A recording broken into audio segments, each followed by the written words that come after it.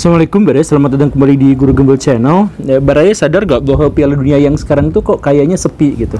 Kan kalau zaman dulu tuh kalau mau Piala Dunia tuh udah gempar di mana-mana gitu, sudah ada janjian-janjian nobar, sudah ada taruhan-taruhan, kemudian si lagunya itu sudah diputar bahkan jauh sebelum Piala Dunia itu digelar, bahkan sesudahnya juga masih digelar, lagunya masih diputar gitu kan. Kita juga masih ingat misalkan lagu Samina Mina ulah waka ya yang kayak gitulah. Itu kan sampai sekarang juga masih bergema di otak kita gitu, di pikiran kita ya, karena memang biasanya hal-hal yang terkait dengan Piala Dunia itu memang bombastis gitu dan booming dan terjadi di mana-mana gitu. Tapi kok sekarang kayaknya sepi gitu, kayaknya ini aja sekarang sepi itu karena nggak ada yang apa-apa gitu. Kenapa bisa seperti itu? Ada banyak sekali media yang mengulas ini dan menjelaskan bahwa alasan dari sepinya Piala Dunia sekarang itu adalah ya gara-gara pihak penyelenggara yaitu Qatar itu melakukan banyak sekali tindakan-tindakan yang nggak benar, diantaranya adalah korupsi, penyuapan, kemudian perbudakan di era modern dan sebagainya. Bahkan yang bikin stadion-stadion yang super mewah itu pun sebenarnya telah mengorbankan banyak sekali manusia. Apakah itu benar terjadi? Sebagian memang benar terjadi, tetapi itu adalah ulasan yang dangkal. Jadi di episode ini kita akan mengulas tentang bagaimana kesulitan Qatar menghadapi Piala Dunia 2022 yang sebenarnya bukan bagian dari mereka, tapi terpaksa mereka harus ambil. Apa itu? Jadi ayo kita tonton videonya.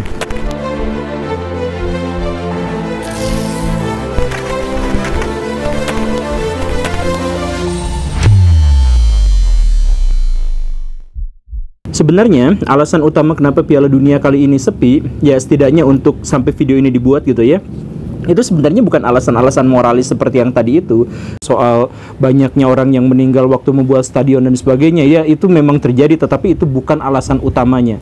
Alasan yang utamanya itu adalah gara-gara waktunya itu tidak sama seperti sebelumnya. Waktu seperti sebelumnya itu adalah waktu libur, dan itu sempurna buat nonton Piala Dunia, makanya rame.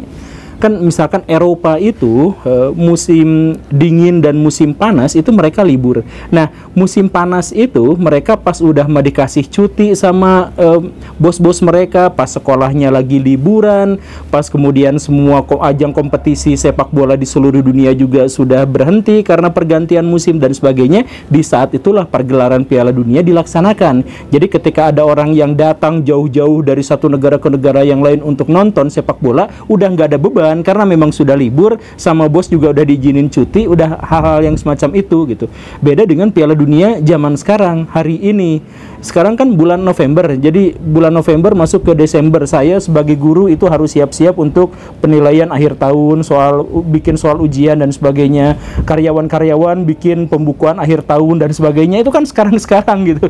Jadi lagi sibuk-sibuknya justru Qatar malah melaksanakan Piala Dunia pas zaman sekarang, ditambah lagi dengan kompetisi-kompetisi di Eropa dan di negara-negara yang lain itu sekarang tidak lagi libur dan lagi justru malah dipotong untuk Piala Dunia. Kan ini adalah alasan yang sebenarnya menjadi alasan yang bikin ngenes gitu.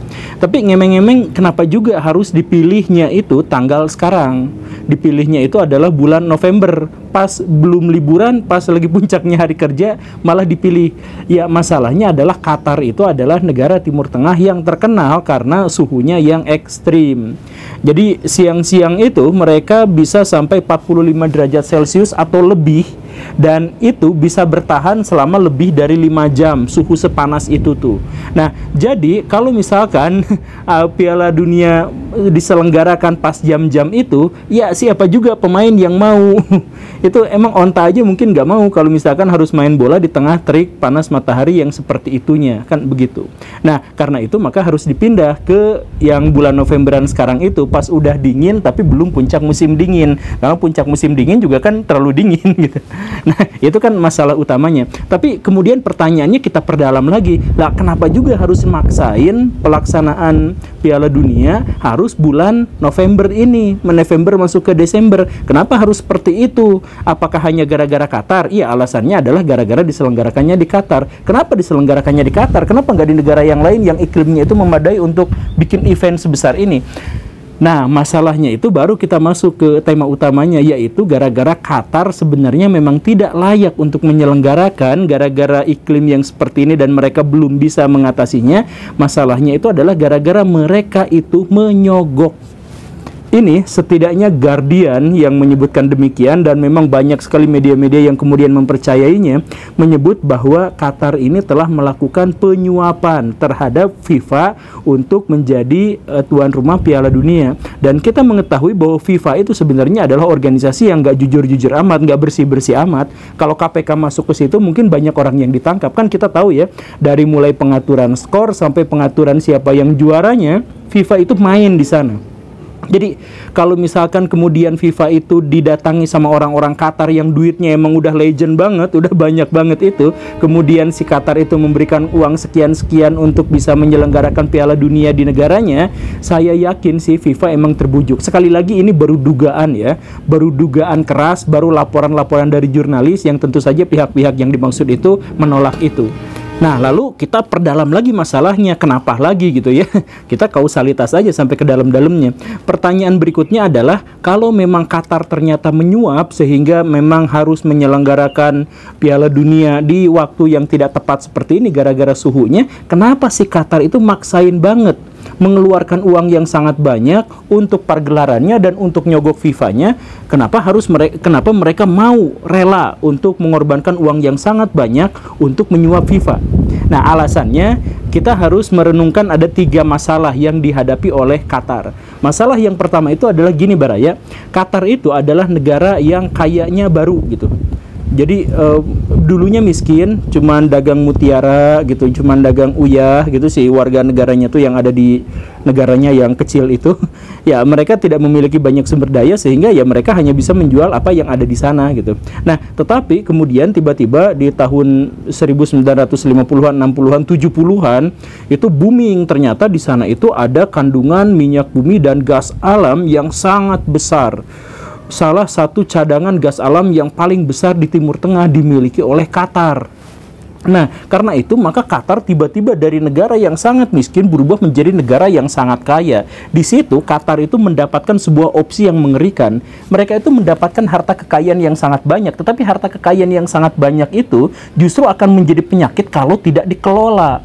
Mereka harus mengelolanya. Jadi gini Baraya, dalam aturan-aturan ekonomi itu, uang yang tersimpan itu gak terlalu penting, karena yang paling penting itu adalah uang yang beredar, uang yang muter, uang yang tergolangkan gitu, yang kesana kesini gitu. Nah, dari situlah sebuah bangsa itu bisa menikmati kekayaannya. Kalau tersimpan saja itu justru malah menjadi sebuah penyakit.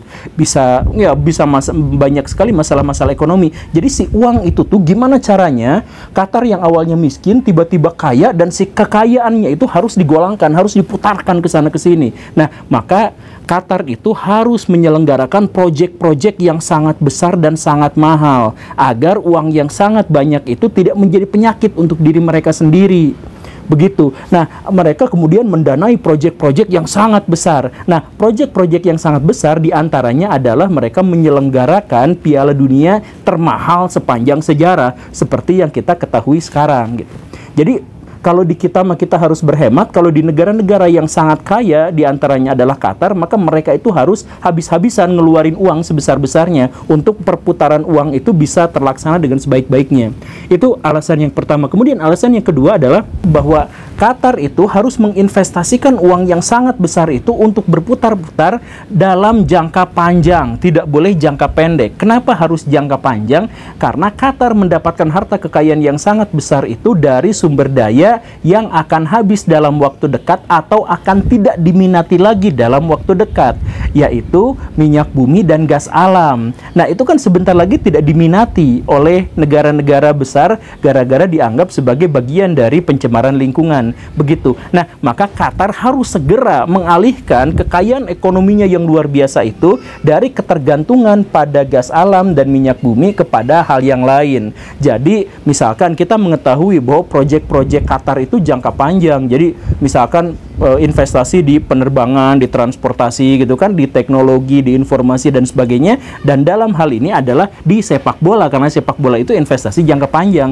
Jadi boro-boro Piala Dunia yang sekarang, kalau Baraya misalkan menyimak, banyak sekali klub-klub di Eropa itu yang sebenarnya dimiliki atau disponsori oleh perusahaan-perusahaan atau pribadi-pribadi dari Qatar. Karena Qatar memang harus sebisa mungkin secepatnya menggolangkan si uang yang besar itu untuk perspektif jangka panjang. Begitu. Nah, Piala Dunia tentu saja adalah urusan jangka panjang. Karena walaupun penyelenggaraannya pendek, tetapi itu adalah event yang sangat besar. Kayak Indonesia, jadi tuan rumah G20 kan sekarang gitu ya. Indonesia tuh ngocorin duit itu berapa sih? Sekitar 2,7 triliun gitu kan. Iya, ngasihin duitnya segitu, tapi untungnya tuh jauh lebih besar. Ada ratusan investasi yang masuk, ada perjanjian begini begitu dan sebagainya. Untung Indonesia itu bisa ribuan triliun, tapi dalam jangka waktu yang sangat panjang. Qatar juga berpikir di ranah yang sama. Piala Dunia itu harus mereka selenggarakan walaupun mahal, karena prospek jangka panjangnya itu bagus. Begitu. Dan kenapa Qatar harus buru-buru seperti itu? Selain gara-gara mereka sumber dayanya itu adalah masalah minyak bumi dan gas yang sebentar lagi habis atau sebentar lagi tidak diminati, mereka juga punya masalah. Mereka tinggal di wilayah atau di kawasan yang syarat akan konflik. Kita mengetahui Timur Tengah itu adalah negara yang suka untuk berkonflik. Mereka itu adalah orang-orang yang tidak terbiasa pada perbedaan, sekalinya beda pendapat mereka ribut gitu. Makanya misalkan kalau Indonesia itu terdiri atas banyak bangsa yang kemudian kita sebut suku bangsa, tapi menyatu dalam satu kekuatan politik yang namanya Indonesia. Sedangkan Qatar dan negara-negara Timur Tengah satu bangsa, yaitu bangsa Arab. Tapi beda dikit langsung pecah belah sampai jadi 22 negara. Dan dari negara-negara yang dimaksud pun sampai sekarang banyak diantaranya yang belum damai gitu.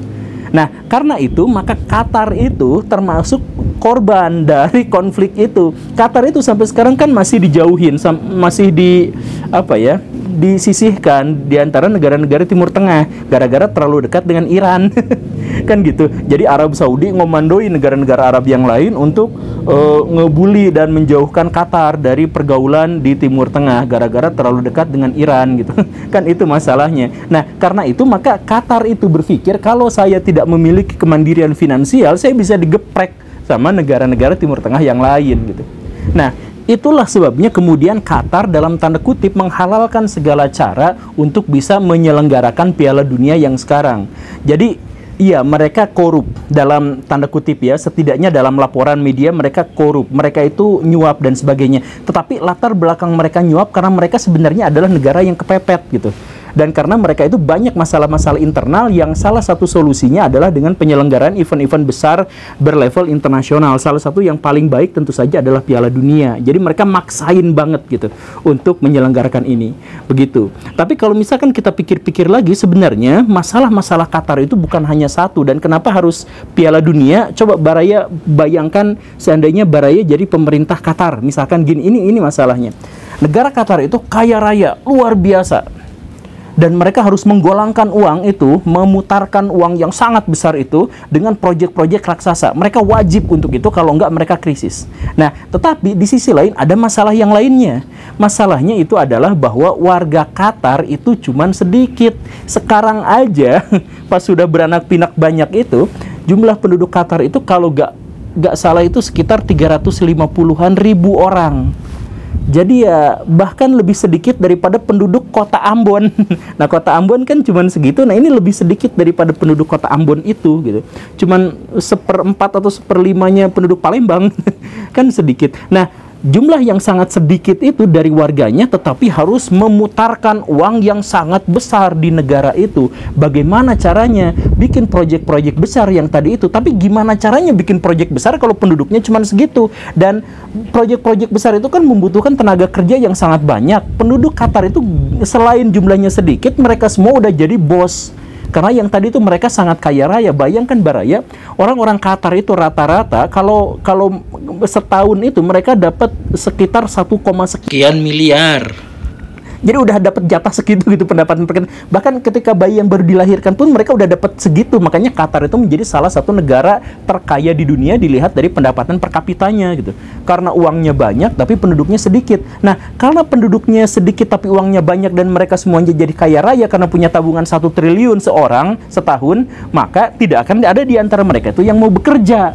Kalau Baraya punya duit setriliun, emang mau kerja? Nah, karena tidak ada yang mau bekerja, tapi mereka harus memutarkan uangnya dengan membuat proyek-proyek besar, akhirnya apa? Mereka kemudian menarik sejumlah besar tenaga kerja kasar dari luar negeri, khususnya dari anak benua India, Pakistan, Bangladesh, Nepal, ya yang negara-negara yang ada di sekitar situ. Nah, itu ditarikin semuanya ke Qatar untuk jadi pekerja kasar, untuk yang ngegolangin duit tadi untuk bikin proyek-proyek besar itu. Makanya kalau misalkan Baraya cek demografi Qatar, itu adalah salah satu demografi yang paling aneh di dunia gitu. Misalkan penduduk aslinya 300.000 orang, tetapi pendatangnya yang kerja di sana itu melampaui 2,4 juta manusia. Ya, angka tahunnya beda-beda sih ya, karena memang yang kerja juga datang silih berganti gitu, beda-beda. Dan misalkan laki-laki Qatar itu yang ada di sana itu sekitar 2,2 juta laki-laki, perempuannya sekitar 400.000. Kenapa sih perempuannya bisa sangat sedikit itu? Sebenarnya bukan sangat sedikit, tetapi karena Qatar itu proyeknya besar-besar, maka yang dibutuhkan itu adalah tenaga kerja kasar, yang tentu saja adalah laki-laki. Sedangkan mereka hanya ngerekrut sekitar 200 ribuan tenaga kerja yang perempuan untuk jadi pembantu rumah tangga. Begitu. Nah, karena jumlah laki-lakinya yang terlalu banyak itu dan laki-lakinya yang sedikit dan kebanyakan penduduknya itu di sana adalah tenaga kerja, bukan orang asli, maka kalau Baraya main ke Qatar, ketemunya India lagi di sana teh. Walaupun orang aslinya adalah orang Arab yang Qatar gitu, tapi kan jarang ketemu kan. Mereka jadi bos-bosnya aja di sana gitu. Kan begitu. Nah, sekarang Baraya bayangkan kalau kondisi negara seperti itu. Mungkin Baraya akan jadi paranoid, misalkan jangan-jangan banyak tenaga kerja di sini yang berkonspirasi untuk mengambil alih Qatar. Kan penduduk mereka lebih banyak daripada penduduk asli. Atau jangan-jangan mereka jadi mata-mata dari negara aslinya untuk kemudian menyabotase perusahaan dan ekonomi kita dan pemerintahan kita. Dan jangan-jangan mereka akan melakukan pemilu di mana mereka akhirnya yang menang itu adalah pemilu orang dari India gitu, pegawai atau pekerja dari Nepal gitu. Jadi kan jangan-jangan seperti itu. Nah, jadi jumlah orang asli pribumi dalam tanda kutip yang sangat sedikit dibandingkan pekerja yang sangat banyak di sana itu kemudian memunculkan banyak sekali kekhawatiran-kekhawatiran untuk orang-orang Qatar. Nah, karena itulah maka mereka itu bikin regulasi yang sangat ketat untuk tenaga kerja di sana. Karena peraturan-peraturan tenaga kerja di sana itu sangat-sangat ketat dan sangat-sangat mengikat, sampai KTP, ijazah semuanya disimpan di perusahaannya, disandra dan sebagainya, maka muncullah akhirnya perbudakan-perbudakan di dunia modern. Begitu. Jadi perbudakan di dunia modern yang dilakukan oleh orang Qatar pada orang-orang India, orang Nepal, Pakistan, Bangladesh dan sebagainya itu sebenarnya juga susah untuk dihilangkan gara-gara peraturan-peraturan yang dilaksanakan di sana soal kepegawaian memang harus membuat segalanya ketat. Jadi kalau ada bosnya yang sedikit curang aja atau sedikit jahat aja, peraturan-peraturan itu bisa dimanfaatkan untuk memperbudak orang-orang yang ada di sana. Begitu. Itu masalahnya. Jadi kalau misalkan sekarang ada isu perbudakan modern dan sebagainya di Qatar, ya alasannya seperti itu. Dan media mohon jangan hanya mengangkat pas Piala Dunia aja. Sebenarnya Qatar dalam tanda kutip melakukan peraturan-peraturan yang agak menggemparkan untuk pekerja mereka itu bukan dari tahun-tahun sekarang aja, bukan pas Piala Dunia aja, tapi sejak mereka kaya. Gara-gara mereka terancam karena penduduk aslinya jauh lebih sedikit daripada pekerja yang ada di sana.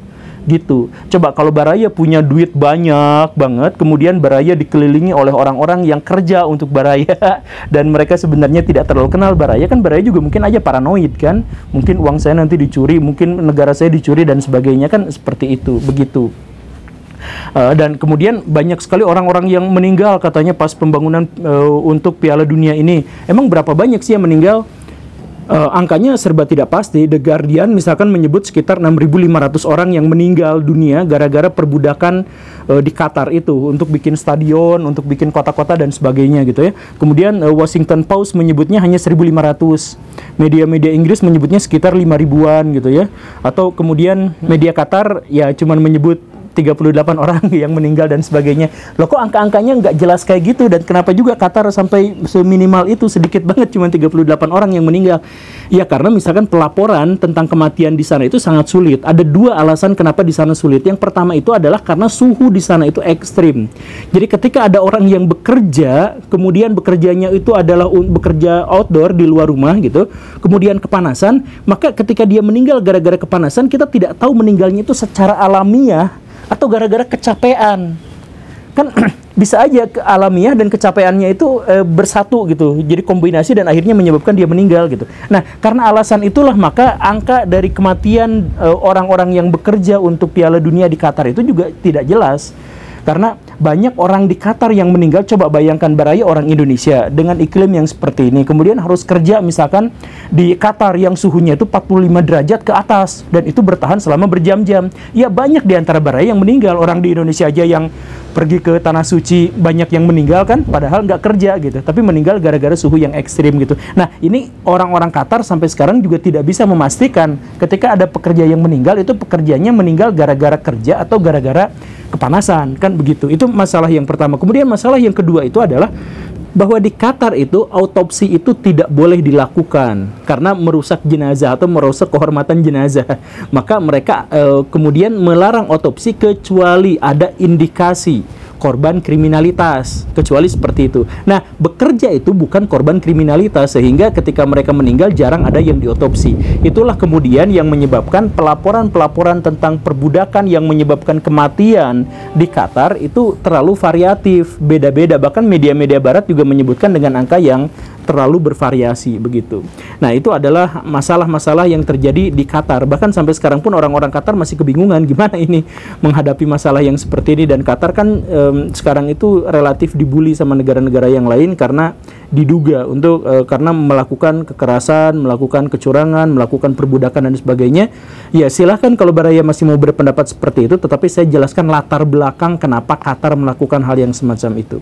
Oke, Baraya, itu saja ya. Terima kasih karena sudah menyimak. Saya Guru Gembul. Assalamualaikum warahmatullahi wabarakatuh.